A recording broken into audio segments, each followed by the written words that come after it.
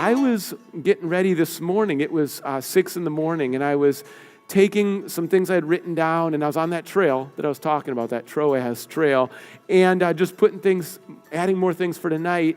And it was dark out at 6 in the morning. The sun's coming up later now. And all of a sudden I heard footsteps next to me. I didn't expect anyone to be around, but this guy just starts walking next to me. And then he says something to me. And then I ask him, "What are you up to today?" And he says, "I'm going to church." And so it's 6 in the morning, and I said, "Oh, that's great. Which church do you go to?" "Well, I just go to different ones." And I said, "Well, what do you like about church?" He said, "I just like the people. I feel love there. I like the vibe. It's really positive."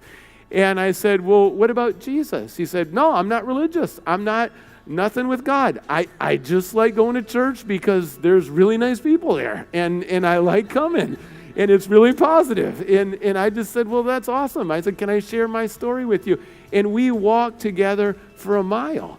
And then we said goodbye. And I tell you, this was early in the morning. It's one of those like, did that really just happen? Did that happen? And so there he headed off, and I come back. But I told him about Nelson, too. And I just thought, well, there's Nelson.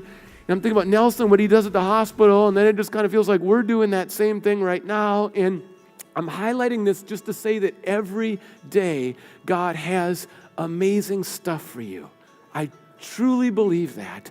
And just stay tuned in to God. And you don't know what he's going to do. And Nelson lived that way. Paul, Silas, Timothy, they're living that way. Luke, living that way. Look at verse 11. "From Troas we put out to sea and sailed straight for Samothrace, and the next day on to Neapolis. From there we traveled to Philippi, a Roman colony in the leading city of the district of Macedonia, and we stayed there several days."